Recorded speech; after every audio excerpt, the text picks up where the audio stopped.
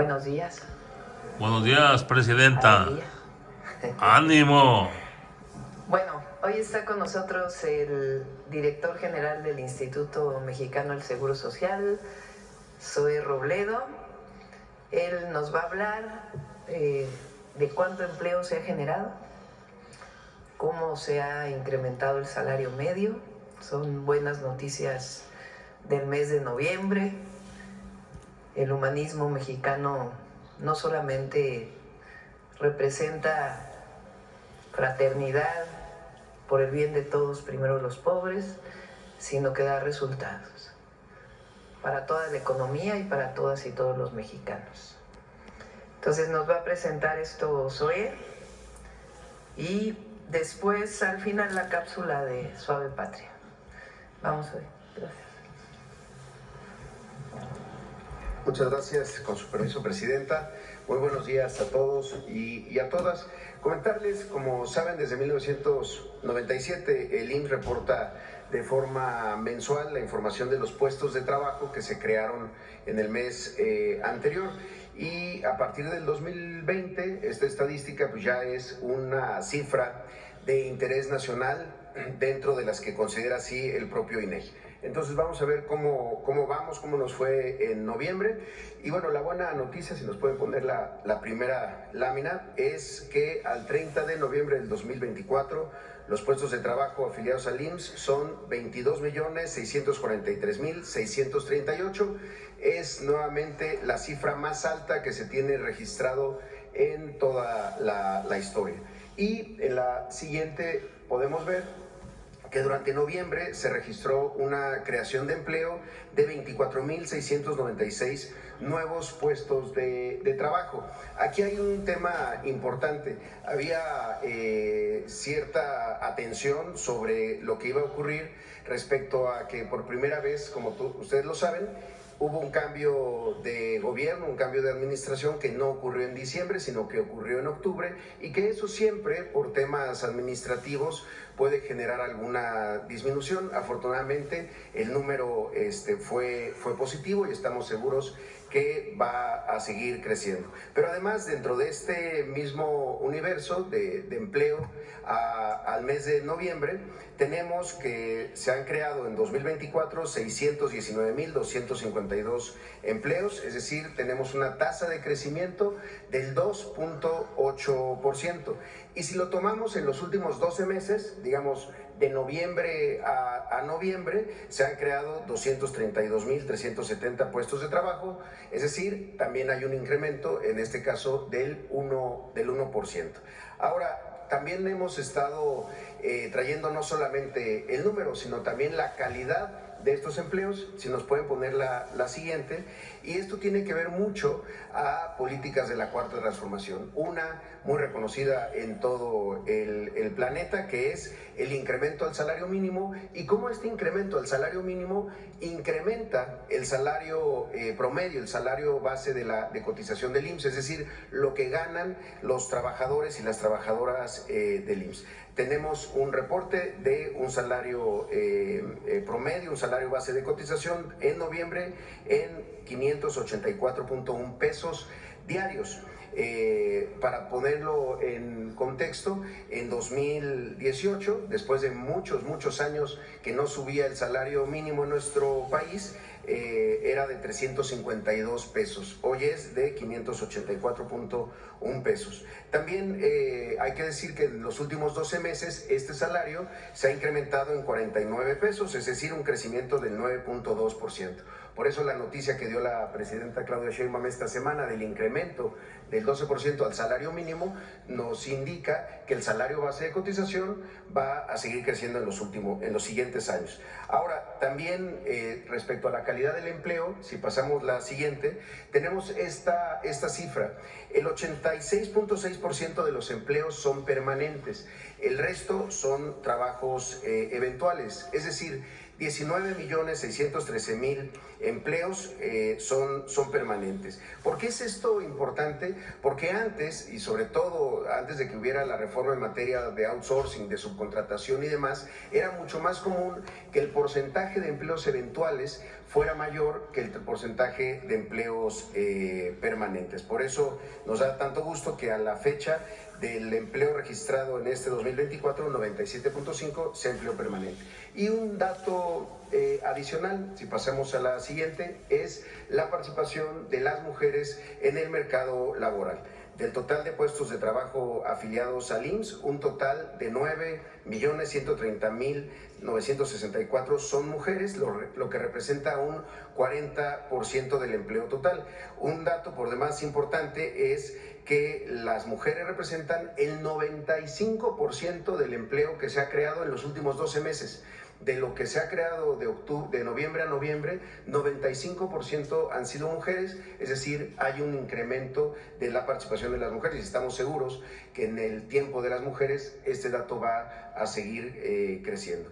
Finalmente, dos datos adicionales que queríamos traer el día de hoy es el de trabajadoras y trabajadores independientes. Como saben, en el marco de toda una estrategia para abrir las puertas de la seguridad social a trabajadoras y trabajadores que históricamente se habían quedado fuera de la seguridad social, como las trabajadoras y los trabajadores del hogar, pero también los trabajadores por cuenta propia. Hoy tenemos que con este nuevo esquema de aseguramiento, con lo que se accede a las 5 ramas de los seguros, enfermedades y maternidad, riesgos de trabajo, invalidez y vida, retiros, cesantía en edad avanzada, la pensión y las guarderías, tenemos que al 30 de noviembre hay ya 271,000 personas afiliadas bajo esta modalidad.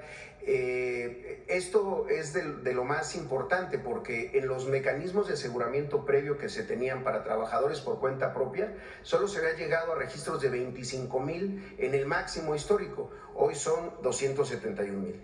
Y por último, queremos, si nos permite, Presidenta, solamente hacer una promoción, que nos interesa mucho. En la siguiente, escuchamos mucho que en este debate sobre los órganos autónomos y en particular el órgano garante de transparencia, una de las cosas que se iba a perder era la forma como un trabajador, una trabajadora podía saber el tema de su registro patronal. Y entonces que tenía que hacer una solicitud al INAI para que entonces le dijeran esto. Esto es falso, porque desde hace ya varios años lanzamos este reporte personalizado de cotización al IMSS. ¿Qué significa esto? Que una persona, un trabajador, una trabajadora se registra una sola vez con un correo electrónico y mes con mes le llega un correo donde conoce de manera automática qué patrones lo registraron en el instituto, cuántos días cotizó en el mes anterior y cuál es su salario registrado ante el IMSS. Esto sin necesidad de ir a una ventanilla, sin necesidad, por supuesto, de ir al INAI, lo hace el trabajador o la trabajadora. Y a la fecha tenemos ya 4.6 millones de personas que reciben de manera automática, mes con mes, su registro. No se necesitaba hacer una solicitud, como se llegó a decir, ante el INAI, ni mucho menos ya ante una ventanilla. Por eso lo queremos seguir promoviendo, trabajadoras en el registro personalizado de cotización al IMSS. Con un solo correo electrónico pueden recibir esta información mes con mes, porque también, como nos lo ha dicho la Presidenta, no hay mejores supervisores, no hay mejores auditores que los propios ciudadanos. Es la información que tenemos el día de hoy. Muchísimas gracias. Gracias. Pues son muy buenas noticias. A ver, pon otra vez el de incremento de el empleo.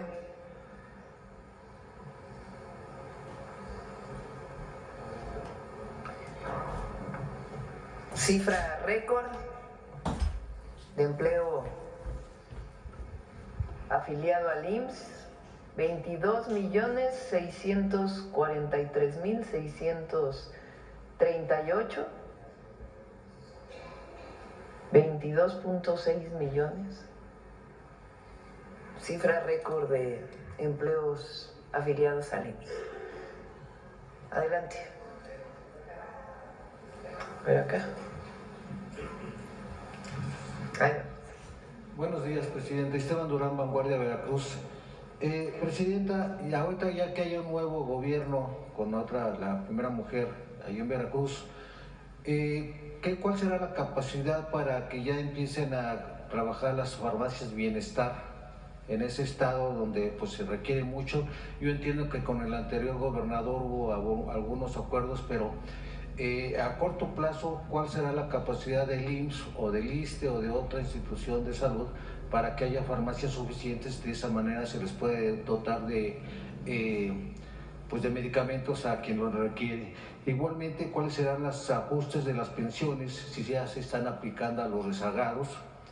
Y bueno, igual también, ¿qué control se está llevando sobre los empresarios para que ellos verifiquen que efectivamente estos están pagando las cuotas para que los empleados a final de cuentas tengan ya su dinero que tanto han trabajado durante años? Porque resulta que en algunos lugares le dicen que sí se están pagando sus cuotas, que no hay ningún problema, pero cuando llegan al IMSS y estos ya están reclamando su dinero, pues resulta que no. Entonces, ¿qué control se está llevando sobre esto? Gracias. Pues. ¿Quieres contestar? Luego hablamos de las farmacias. Muchas gracias. Y sí, es justamente lo que comentábamos.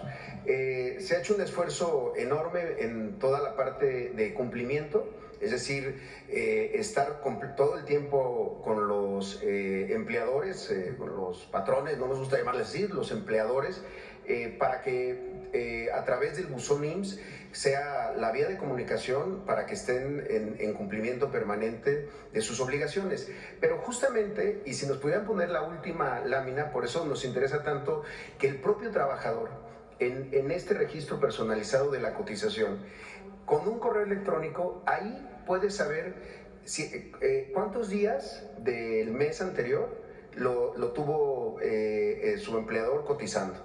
También el salario de esta cotización. ¿Por qué es esto importante? Porque si un empleador, por una estrategia fiscal, por una cuestión de rentabilidad, da de baja a los trabajadores algunos días del mes o lo registra con menos salario, lo que hacemos es que el propio trabajador lo pueda saber, porque en el momento en el que el trabajador está registrado estos 4 millones de trabajadores a los que mes con mes les llega un correo diciéndoles cómo los tienen sus trabajadores, sus empleadores, pueden en ese momento denunciar. Hay una línea abierta para que denuncien y nos digan: a mí me tienen registrado, o en el último mes me registraron con un salario menor, o me registraron menos días de los que trabajé, cosa que es muy grave, y entonces nos permite a nosotros inspeccionar. ¿Por qué es esto importante? Porque en el momento en el que el propio trabajador y la trabajadora se convierten en los fiscalizadores, por así decirlo, pues nos ayudamos mutuamente, nosotros a hacer nuestra tarea de inspección y ellos a saber qué está pasando con sus empleadores. Incluso hubo un estudio sobre esto hace poco tiempo, por una universidad de Estados Unidos que estuvo trabajando con nuestra base de datos, y salieron datos interesantes. Por ejemplo, muchas mujeres que antes era muy común que les dijeran: te voy a registrar ante el IMSS con esta cantidad, pero lo demás te lo voy a pagar por fuera, con el importante impacto que tiene eso en la cotización para la pensión. Porque si a alguien le están pagando por fuera o con otro concepto de bono de puntualidad o de cualquier otra cosa, eso no se integra al salario. Entonces esa persona puede pensar que está ganando 20,000 pesos, pero lo tienen registrado con 10,000 y su pensión se va a calcular en 10,000. Por eso esta relación y esta experiencia que tuvimos, eso no existía antes, por cierto. Y había una oposición importante entre empleadores de que lo pusiéramos en línea y le diéramos este poder a los propios trabajadores. Hoy nos permite hacer mucho mejor la fiscalización. Y desde luego con los empleadores grandes, digamos, quienes tienen más de 1,000 empleados o empleadas, pues estamos constantemente verificando de que estén en cumplimiento permanente de sus obligaciones. El IMSS no es una dádiva, el IMSS no es una graciosa prestación, no, es una obligación de ley y hay que cumplirla. Se aplican sanciones a los patrones que incumplen, e incluso también se quejan muchos derechohabientes que se saturan las páginas, no pueden entrar, se tardan para que ellos puedan pues hacer sus trámites. No, vaya, sí, se sanciona, sí, claro, se inspeccionan, se hace primero desde invitaciones y después directamente a créditos fiscales, si es el caso. La verdad que la recaudación del IMSS en los últimos años es lo que nos ha permitido tener hoy buenas finanzas, además del incremento del salario mínimo. Y respecto al tema de los sistemas, permanentemente estamos monitoreando las intermitencias para que las páginas estén, porque se hacen muchos millones de trámites todos los días, pago de pensiones, las nóminas, etcétera, para que no haya intermitencias. Hemos fortalecido mucho las capacidades propias tecnológicas del IMSS y ahora estamos trabajando también mucho con la Agencia de Transformación Digital para que cada vez sean muchos menos los trámites y también mucho más rápidas las soluciones que debemos ofrecer. Gracias. Bien, sí. Bueno, también el tema del Fondo de Pensiones para el Bienestar, que es algo también muy relevante, porque como saben se hizo toda una reforma para que aquellos trabajadores que estuvieran igual o menor sus ingresos después de que ya estuvieron pensionados al salario base de cotización del IMSS, que en el momento que se hizo era de 17,600 pesos, como recordarán, se buscaron que con diferentes fuentes de financiamiento, entre ellas el tema de las cuentas no reclamadas de Afore, se pudiera hacer el Fondo de Pensiones para el Bienestar para poder equiparar a todos los trabajadores a ese salario base promedio. Es decir, que todos aquellos que a causa de las dos reformas que se hicieron, la del gobierno de Ernesto Zedillo y la del gobierno de Calderón para el caso del ISSSTE, pudieran equipararse.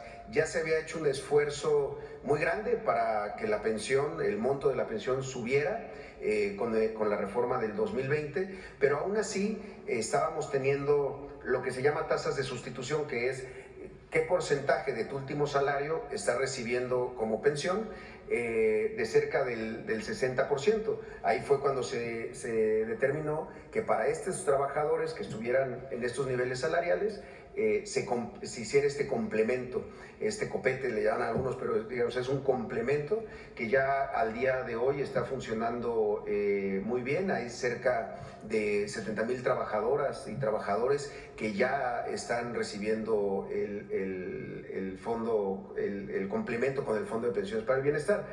Hoy este número parece que todavía es bajo, pero si lo vemos proyectado hacia adelante, en el 2035 aproximadamente van a ser 2 millones de trabajadoras y trabajadores que ya estarán pensionados en el nuevo esquema de cuentas individuales. Entonces ahí es en donde ese complemento va a ser clave para que realmente estemos alcanzando el derecho a la pensión, el derecho a una vejez digna, tranquila y desde luego saludable. Y además hay una cuestión adicional. Adicionalmente al Fondo de Pensiones está la pensión universal para adultos mayores, que alcanza también a quienes están pensionados en el IMSS o en el ISSSTE. Entonces es un complemento que estamos seguros que a los adultos mayores pues les da esa tranquilidad y esa justicia en sus últimos años de vida, después pues de mucho trabajo y muchas aportaciones que le han hecho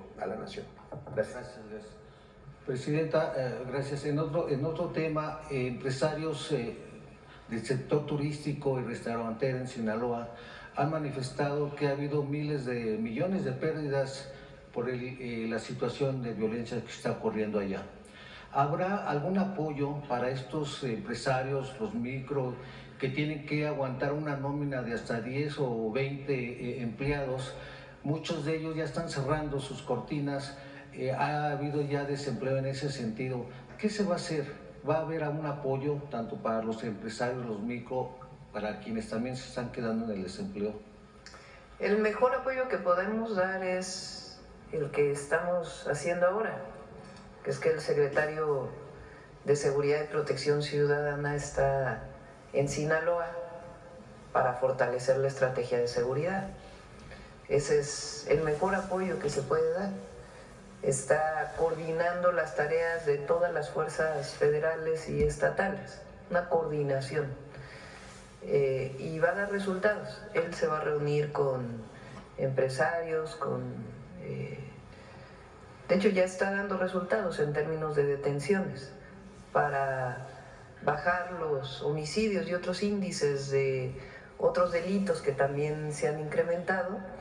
Pues tiene que consolidarse la estrategia y va a funcionar, y ese es el mejor apoyo que podemos dar. Sobre todo en estas fechas que hay una alta demanda. Sí, hay mucha gente que va a Mazatlán y a otros lugares de Sinaloa durante el periodo vacacional, y vamos a trabajar para garantizar la seguridad. ¿Y en qué periodo estima usted que ya podría normalizarse? Se va a ir notando. Bien, Presidenta, ya finalmente en otro tema, el presidente de la Jucopo en la Cámara de Diputados anunció que habrá una nueva ley de juegos y sorteos, que esta data de 1946, un reglamento que ya no sirve, ya no funciona, y con este nuevo reglamento, bueno, pues se podría combatir a la corrupción, evitar las extorsiones, y así de esa manera habrá una mejor recaudación fiscal. Igualmente mejorar la situación laboral de quienes trabajan ahí.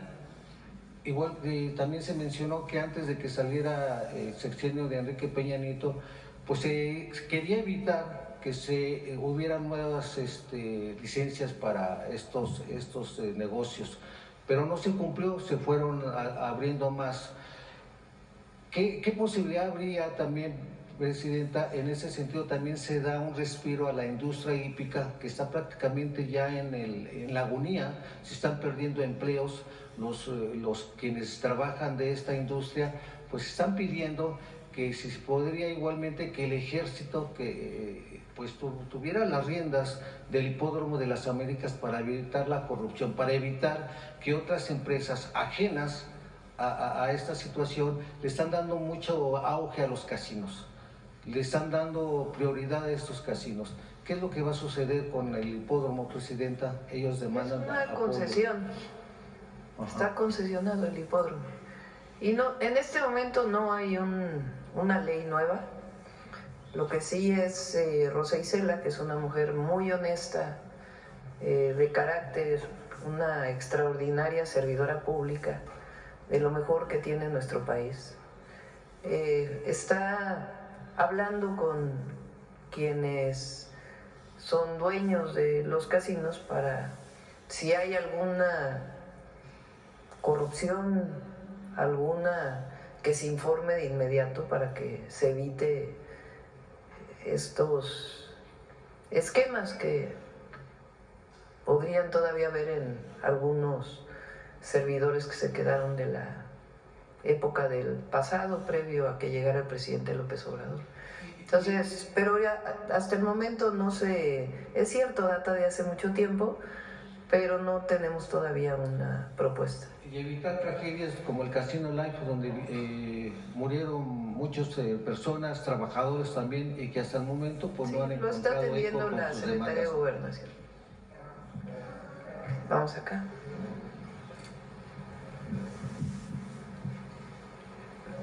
Bueno, ¿qué tal? Muy buenos días a todos y a todas. Juan Hernández de Diario Basta, Tabasco hoy, Campeche hoy y Quintana Roo hoy de Grupo Cantón. Me voy a sentar por la cuestión de las cámaras. Muchas gracias, Presidenta. Precisamente del tema, quisiera preguntarle sobre esta transformación, porque es la palabra adecuada, de lo que se ha venido dando de los salarios y en este caso de la creación de empleos en México. Porque por un lado hay que recordar que tenemos allá dos expresidentes que han estado haciendo críticas precisamente al modelo humanista que se empezó a implementar desde la llegada en este caso del presidente Andrés Manuel López Obrador. ¿Y a qué me refiero con esto? Me refiero a Ernesto Zedillo y a Felipe Calderón, el mal llamado presidente del empleo, o que se autodenominó el presidente del empleo. Ver, por ejemplo, cómo se ha dado esta tendencia en mejorar, primero la creación de empleos, y empleos de calidad, pero sobre todo lo que es la evolución de los salarios, porque dentro de nuestro trabajo como periodistas, pues nos toca recibir las opiniones, pues ya sea de especialistas o en este caso de los legisladores y políticos, que de alguna manera siempre están buscando denostar este trabajo que se ha venido haciendo en los últimos años, pero que en realidad o una de dos, o se les olvida lo que realmente eran estos empleos mal pagados o incluso prácticas nocivas, como en este caso es el outsourcing, que es neoliberal, y también de alguna manera pues hacerle ver al pueblo de México pues cómo se ha venido transformando precisamente empleos, lo que es salarios y también en este caso pensiones, que pues tal parece que se les ha olvidado. Esa sería mi primera pregunta. En 2018 cambió el régimen, el modelo económico y la manera de gobernar. Una transformación de fondo en nuestro país que llegó con un movimiento social que venía luchando desde hace muchos años y que se fue consolidando en este movimiento que encabezó el presidente Andrés Manuel López Obrador. En 2018 el pueblo de México dijo basta del pasado, basta del régimen de corrupción y privilegios.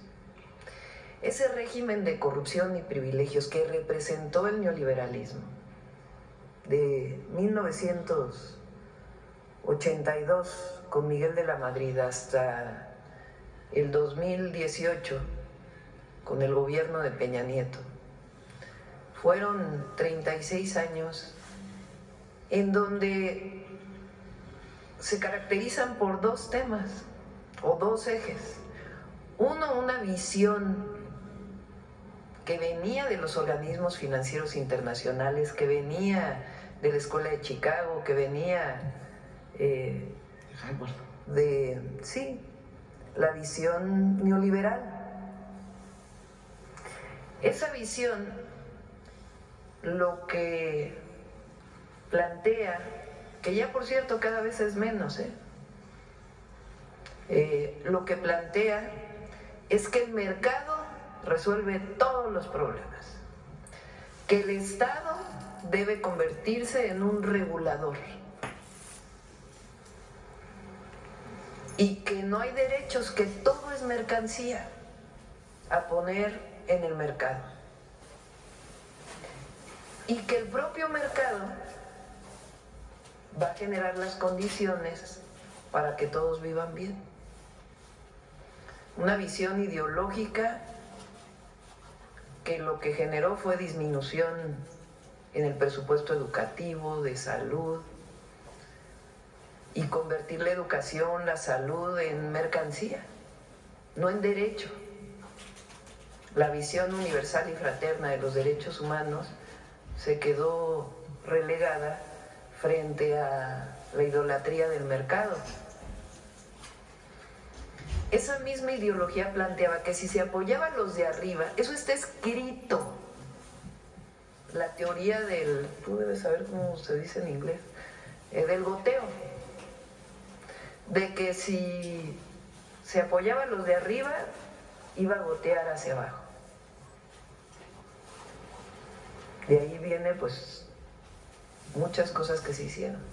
Y que el gobierno y el Estado no deben tener empresas porque son pésimos administradores, que solamente traen corrupción,